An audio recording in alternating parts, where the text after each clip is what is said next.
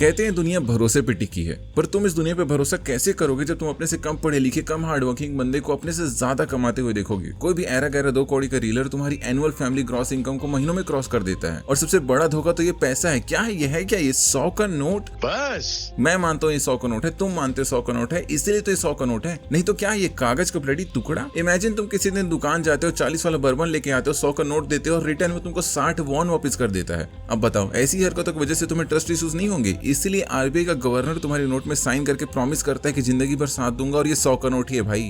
अगर मरना चाहते हैं तो इन्हीं के साथ, जीना चाहते हैं तो इन्हीं के साथ, इनके खुशी में मेरा खुशी है, ठीक है। लेकिन फिर तुम्हारे साथ धोखा हो जाता है। इस 100 का नोट हमेशा 100 का नहीं रह जाता। इसकी शक्ल तो वही है, लेकिन इसकी नीयत मतलब फेस वैल्यू तो 100 की है, पर एक्चुअल वैल्यू तो चेंज होती रहती है। जैसे आज से 10 साल पहले 100 के नोट की एक्चुअल कीमत करीब 58 रुपए थी। मतलब जिस सामान को तुम आज 100 में खरीदते हो, उसको तुम कल 58 रुपए में खरीदा करते थे। वैसे ही आज से 10 साल बाद ये 100 की एक्चुअल वैल्यू करीब 64 रुपए हो जाएगी। मतलब जिस चीज को तुम आज 100 में खरीदते हो, उसके लिए तुम करीब 155 रुपए पे करोगे आने वाले समय में। तो अगर तुम्हें लगता है कि तुम्हारे घर में रखा हुआ 1 लाख रुपए हमेशा 1 लाख रुपए रहेगा, तो ऐसा नहीं है। वो डेप्रिशिएटिंग एसेट है बाबू, उसको चेंज करो, उसको बैंक में रखो, कम से कम 2-3% इंटरेस्ट तो आएगा। चलो एक और हाइपोथेटिकल सिचुएशन इमेजिन करते हैं। तुम्हारी जॉब लग गई, और उससे भी हाइपोथेटिकल तुम्हारी स्टार्टिंग सैलरी है 40,000 रुपए, और तुम अपने घर में चौड़े होकर घूम रहे हो कि अरे पापा आप तो 6-7 हजार कमाते थे स्टार्टिंग में, मैं तो 40,000 रुपए कमा रहा हूँ। तो बेटा ऐसा नहीं है। तुम्हारे आज के समय का 40,000 रुपए उनके समय के 6-7 हजार रुपए ही होते हैं। मतलब तुम दोनों एक ही स्टेज पे हो।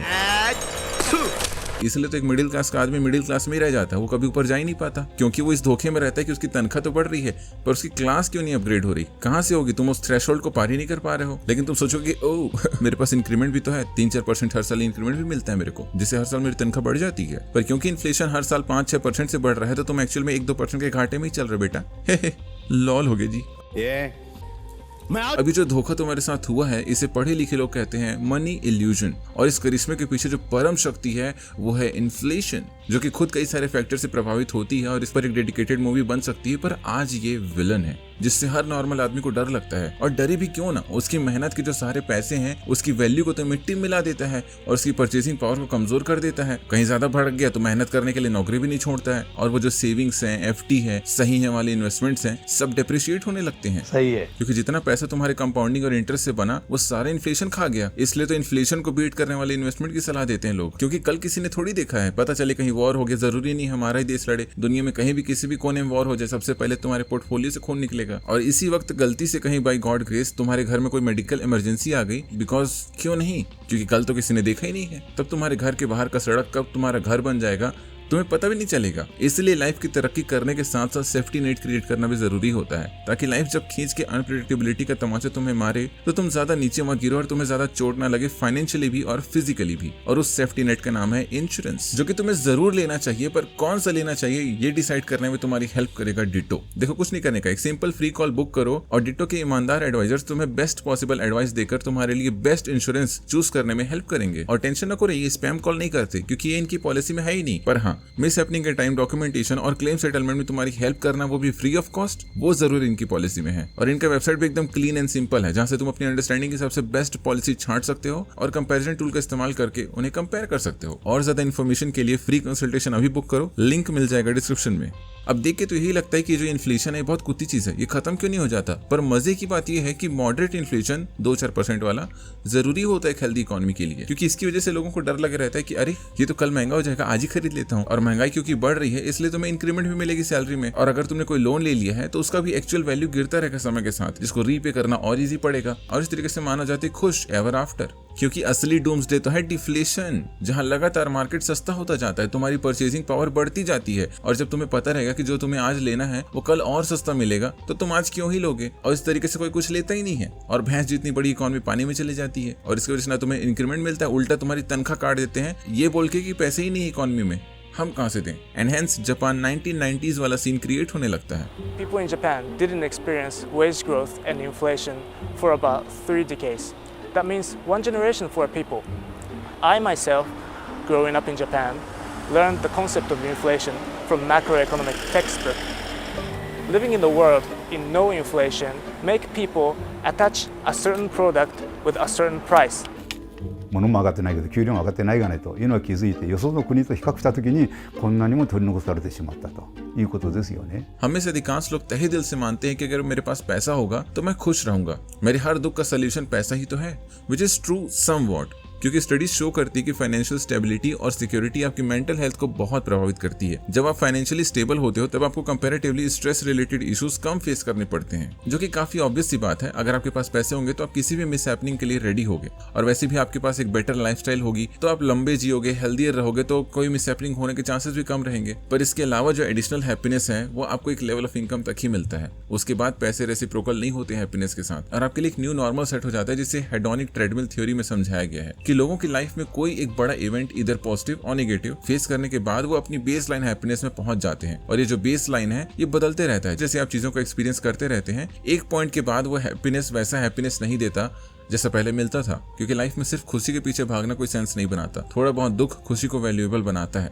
खुद ही सोचो, एक क्लीन स्ट्रेट हाईवे में गाड़ी चलाने में मजा आता है कि थोड़े से चैलेंजिंग, थोड़े से टर्निंग वाले रास्ते में गाड़ी चलाने में मजा आता है। But at the same time studies constantly show करती हैं कि जो इंडिविजुअल जिनके पास हाई सोशियो इकोनॉमिक स्टेटस होता है उनमें ज्यादा नार्सिसिस्टिक बिहेवियर, इंक्लूडिंग ज्यादा एंटाइटलमेंट वाली फीलिंग और reduced empathy and greater self focus देखने को मिलता है। यूसी बर्कले के साइकोलॉजिस्ट पॉल पिफ ने पाया कि जैसे जैसे वेल्थ इंक्रीज होता है लोगों में अनएथिकल बिहेवियर भी बढ़ते जाते, वो कम डोनेशन करते हैं, ज्यादा एंटी सोशल बिहेवियर्स दिखाते हैं, और वेल्दी लोगों में दिमाग का वो हिस्सा जो दूसरों की सफरिंग देखकर प्रभावित होता है और उनके अंदर एम्पैथी लाता है, वो कम एक्टिवेशन शो करता है। और तो और वो दूसरों के इमोशन को समझने या उनके चेहरे में इमोशंस को पढ़ने में बहुत बेकार पाए गए हैं। तौबा तौबा तौबा, घिस घिस के नहाना पड़ा, तब कहीं बदबू गई मेरे बदन से गरीबी की।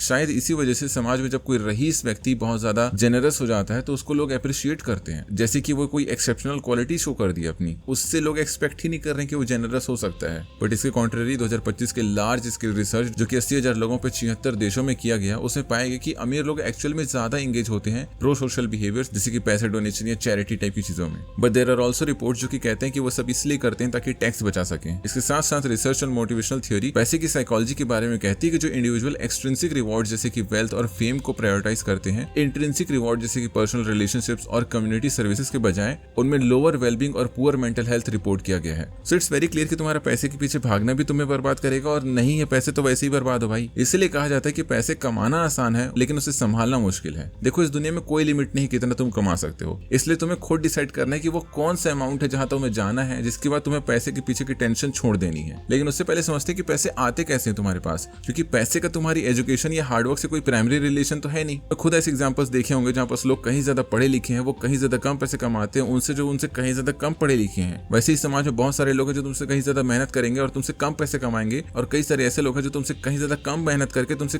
5-10 गुना ज्यादा पैसे कमाएंगे। सो डेफिनेटली इनका रोल सप्लीमेंट्री है, लेकिन जिसका डायरेक्ट कनेक्शन है इन पैसों के साथ वो है वैल्यू क्रिएशन। अगर तुम किसी भी तरीके से वैल्यू क्रिएट कर सकते हो तो तुम्हें उसके पैसे मिलेंगे। जितना ज्यादा तुम्हारा वैल्यू वैल्यूएबल है पेयर के लिए, तुम्हें उतने ज्यादा पैसे मिलेंगे। जैसे कि उल्टी सीधी हरकत करने वाले रीलर्स हैं, ये पैसे कमा रहे हैं क्योंकि उस ऑर्गेनाइजेशन के लिए जो चीज वैल्यूएबल है, दैट इज अटेंशन, वो ये लेकर आ रहे हैं, जिस वैल्यू क्रिएशन के लिए इनको पैसे मिल रहे हैं। वैसे ही एजुकेशन के फील्ड में वो इंसान ज्यादा पैसे नहीं कमाता जिसके पास दुनिया जहान की जानकारी है, बल्कि वो इंसान पैसे ज्यादा कमाता है जिसके पास जो जानकारी है वो अच्छे से कन्वे कर सकता है, जिसके पास अच्छी टीचिंग स्किल्स है। वहाँ छूट कैसे रहा यार प्रयास बैच के अंदर। वैसे जितनी मेहनत करके तुम जिंदगी भर पैसा कमाओगे उतना अंबानी 5 घंटे में कमा रहा है। सो इन चीजों की दुहाई देना कि इतनी मेहनत करता हूँ फिर भी मेरे पास पैसे नहीं आ रहे, इतनी डिग्री से मेरे पास फिर भी नौकरी नहीं मिल रही, पूरी तरीके से बेकार है। क्योंकि फैक्ट ये है कि ऐसे लोगों की जरूरत ही नहीं है इकोनॉमी को। अगर होती तो वैसे लोग जरूर होते नौकरी पे। और वैसे भी एजुकेशन का पर्पस तुम्हें नौकरी दिलाना नहीं है। अगर तुम्हारा पर्पस एजुकेशन का जॉब पाने के लिए था तो तुमने कभी एजुकेशन ली ही नहीं है, इसीलिए दुनिया तुम्हें बेवकूफ बना जाती है। इसलिए तो मार्केट में डिग्री वाले कई मिल जाएंगे, नौकरी वाले बहुत कम मिलते हैं। खत्म। सो उम्मीद है मेरी बातें तुम्हें समझ आई होंगी, और हाँ, डिट्टो को जरूर चेकआउट करना, लिंक डिस्क्रिप्शन में मिल जाएगा तुम्हें। बाकी अपने थॉट्स बताओ कमेंट सेक्शन में। बाय बाय, मिलेंगे नेक्स्ट वीडियो में। बाय। गया जहाँ वहाँ 3 बत्ती पे सोते थे तो एक खोली था, एक खोली में हम सोते थे, यहाँ अम्मी सोती, मैं नीचे वहाँ थे, बस भाई वहाँ, भाई नहीं हमारे, हाँ भाई वहाँ। जब मैं खांसता था, मैं 8-9 साल का खांसता तो मेरी माँ उड़ जाती थी और देखता क्या हो बेटे ठीक तो है ना। अगर वो खांसती तो मेरे भाई उड़ जाते, मेरे डैडी उड़ जाते और चेक करता कि सब ठीक है ना, पानी दूँ क्या है वो सब। यहाँ पर मैं पैसे कमा लिए और मेरे दीवारें बन गई, ये मेरा बेडरूम बन गया और मेरी माँ को मैंने बेडरूम दे दिया। ये खुशी हुई मुझे कि माँ को मैं एक अलग सा एक बेडरूम दे रहा हूँ, मगर दीवार आ गई बीच में, दीवार खड़ी हो गई मेरे और माँ के बीच में। उनका रात को हार्ट अटैक हो गया और उनका देहांत इंतकाल हो गया सुबह, मतलब मर वहाँ पे रात ही को जान छोड़ दी होगी बेचारी ने। अगर यहाँ खास था तो अगर रूम में अगर दीवारें ना होती